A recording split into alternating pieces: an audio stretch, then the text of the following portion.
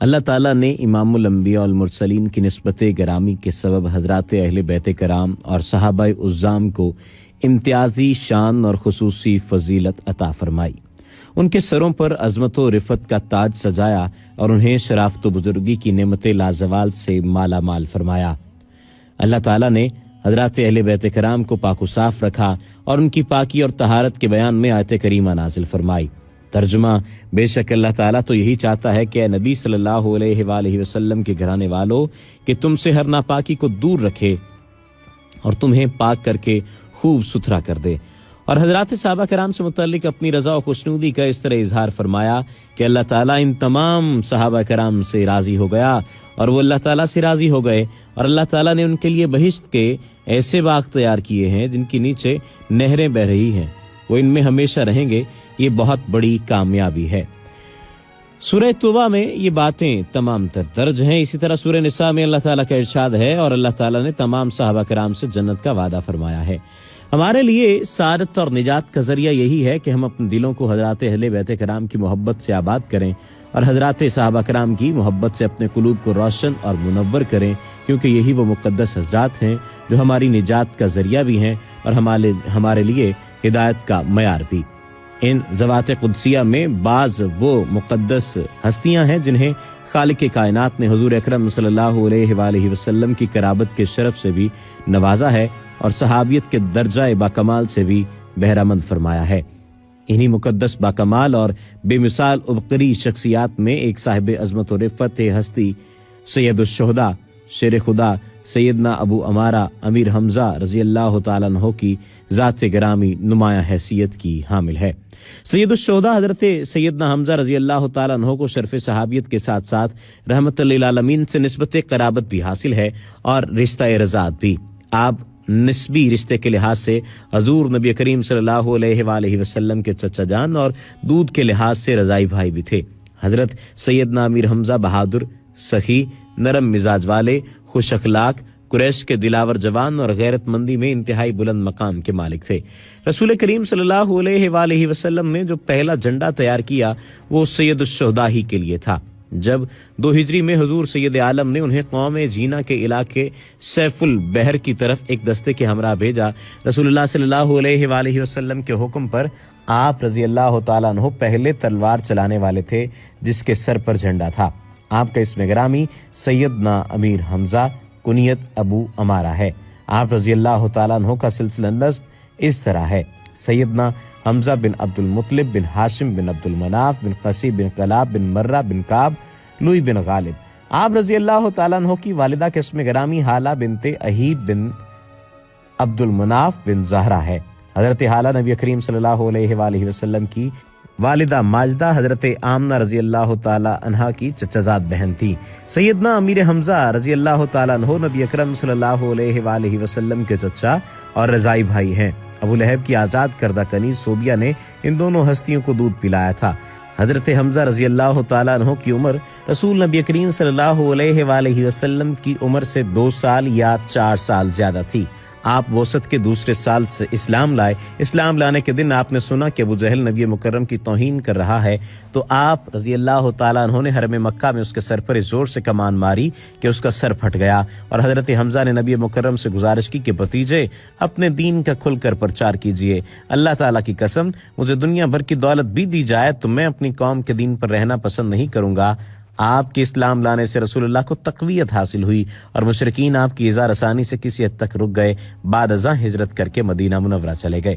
رسول اللہ صلی اللہ علیہ وآلہ وسلم نے ارشاد فرمایا کہ گزشتہ شب جب میں جنت میں داخل ہوا تو میں نے دیکھا کہ جعفر تیار جنت میں فرشتوں کے ساتھ پرواز کر رہے ہیں اور حضرت حمزہ ایک عظیم تخت پر ٹیک لگائے بیٹھے ہیں. المستدرک للحاکم میں یہ بات درج ہے. حضرت علی مرتضیٰ رضی اللہ تعالیٰ عنہ سے روایت ہے، آپ رضی اللہ تعالیٰ عنہ نے فرمایا کہ جس دن اللہ تعالیٰ تمام مخلوق کو جمع فرمائے گا ان میں سے سب سے افضل انبیاء اور مرسلین ہی رہیں گے، اور رسولوں کے بعد سب سے افضل شہداء کرام ہوں گے، اور یقیناً شہداء کرام میں سب سے افضل حضرت حمزہ رضی اللہ تعالیٰ عنہ ہوں گے.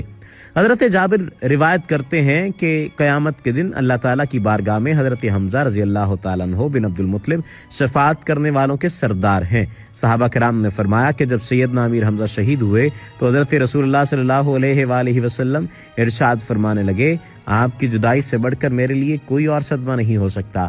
پھر آپ نے حضرت فاطمہ اور اپنی پھپھی جان حضرت صفیہ رضی اللہ تعالیٰ عنہ سے فرمایا، خوش ہو جاؤ، ابھی جبریل امین میرے پاس آئے تھے، انہوں نے مجھے خوشخبری سنائی کہ یقیناً حضرت حمزہ کا نام مبارک آسمان والوں میں لکھا ہوا ہے، سیدنا حمزہ اللہ اور اس کے رسول کے شیر ہیں۔ غزوہ احد میں آپ نے 31 مشرکوں کو جہنم رسید کیا۔ پھر آپ رضی اللہ تعالیٰ عنہ کا پاؤں پھسلا تو آپ رضی اللہ تعالیٰ عنہ تیر اندازی کی پہاڑوں کی پاس واقع وادی میں پشت کے بل گر گئے، ذرہ آپ کے پیٹ سے کھل گئی۔ زبیر بن مطعم کے غلام ویشی بن حرب نے کچھ فاصلے سے خنجر پھینکا اور اللہ تعالیٰ نے اس کے ہاتھوں آپ کو مرتبہ شہادت سے سرفراز فرمایا۔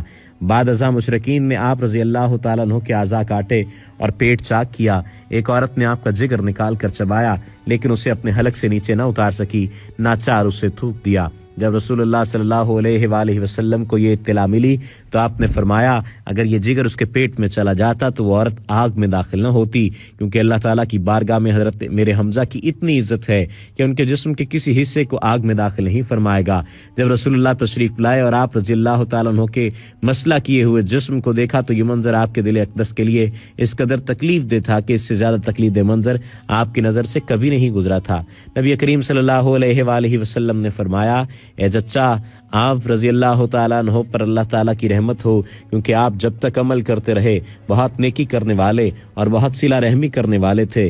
پھر آپ کے جسد مبارک کو قبلہ کی جانب رکھا اور ان کے جنازے کے سامنے کھڑے ہوئے اور اس شدت سے روئے کہ قریب تھا کہ آپ پر غشی طاری ہو جاتی۔ نبی کریم صلی اللہ علیہ وآلہ وسلم فرما رہے تھے، اے اللہ کے رسول صلی اللہ علیہ وآلہ وسلم کے چچا، اللہ اور اس کے رسول کے شیر، اے حمزہ، اے نیک کام کرنے والے، اے حمزہ مصیبتوں کو دور کرنے والے، اے حمزہ رسول اللہ صلی اللہ علیہ وآلہ وسلم کے دفاع کرنے والے۔ یہ بھی فرمایا، ہمارے پاس جبرائیل تشریف لائے اور ہمیں بتایا کہ حضرت حمزہ کے بارے میں 7 آسمانوں میں لکھا ہوا ہے، حمزہ بن عبد المطلب اللہ اور اس کے رسول کے شیر ہیں۔ نبی کریم صلی اللہ علیہ وآلہ وسلم نے آپ رضی اللہ تعالیٰ عنہ کو ایسی چادر کا کفن پہنایا کہ جب اسے آپ کے سر پر پھیلاتے تو پاؤں ننگے ہو جاتے اور پاؤں پر پھیلاتے تو سر ننگا ہو جاتا۔ چنانچہ وہ چادر آپ کے سر پر پھیلا دی گئی اور پاؤں پر ازخر یعنی خوشبودار گھاس ڈال دی گئی۔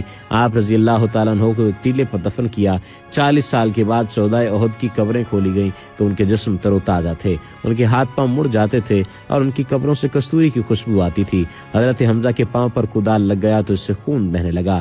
حضرت جابر کے والد ماجد حضرت عبداللہ بن انصاری کا ہاتھ چہرے کے زخم سے ہٹایا گیا تو وہاں سے خون بہنے لگا۔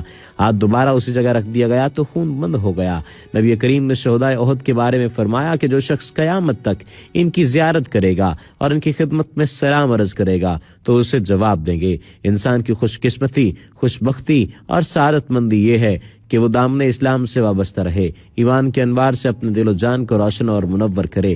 اس لیے بندہ مومن کی این آرزو اور تمنا یہی ہوتی ہے کہ جب تک وہ زندہ رہے اسلام پر ثابت قدم رہے اور موت بھی آئے تو ایمان کی حالت میں آئے اور اس کا خاتمہ بالخیر ہو۔ یہ تو عمومی طور پر تمام اہل ایمان کی کیفیت ہے، لیکن سیدنا امیر حمزہ کی ذات قدسی صفات وہ ہے جن کے سینے کو اللہ تعالیٰ نے اسلام کے لیے کھول دیا تھا اور اسے نور ایمان سے معمور فرمایا تھا۔ فاطمہ خزائیہ کا بیان ہے کہ میں ایک دن حضرت سید الشہداء جناب حمزہ کے مزار اقدس کی زیارت کے لیے گئی اور میں نے قبر منور کے سامنے کھڑے ہو کر السلام علیک یا ام رسول اللہ کہا تو آپ رضی اللہ تعالیٰ عنہ نے بآواز بلند قبر کے اندر سے میرے سلام کا جواب دیا، جس کو میں نے اپنے کانوں سے سنا۔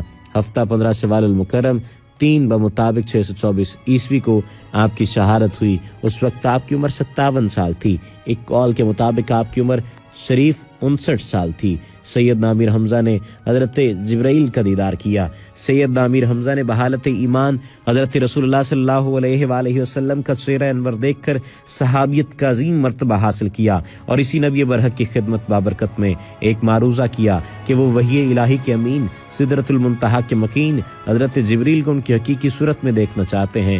حضور اکرم نے اس درخواست کو منظور فرمایا۔ جب روح الامین بارگاہ نبوی میں حاضر ہوئے تو سیدنا امیر حمزہ رضی اللہ تعالیٰ عنہ سے ارشاد فرمایا کہ اوپر دیکھو۔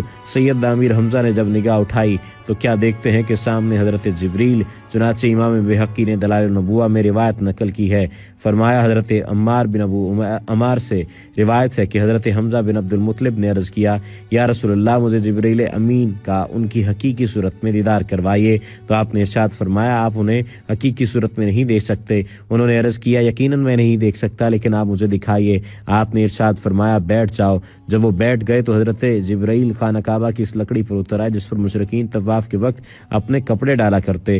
پھر حضرت نبی اکرم صلی اللہ علیہ وآلہ وسلم نے ارشاد فرمایا اپنی نگاہ اٹھاؤ اور دیکھو۔ انہوں نے اپنی نگاہ اٹھائی اور حضرت جبریل کے دونوں قدموں کو دیکھا جو زمرد کی مانند سبز کھیتی کی طرح دکھائی دے رہے تھے، تو کثرت انوار کی وجہ سے آپ پر بے خودی طاری ہو گئی۔ یہ تمام تر باتیں دلائل النبوہ میں درج ہیں اور نزول الوحی علی رسول صلی اللہ علیہ وآلہ وسلم میں تمام تر باتیں درج ہیں۔ اللہ سبحانہ و تعالی ہمیں عمل کی توفیق عطا فرمائے اور ایسے صحابہ کرام کی زندگیوں کو پڑھنے سننے اور انہیں آگے پھیلانے کی توفیق عطا فرمائے۔ وما علینا الا البلاغ المبین۔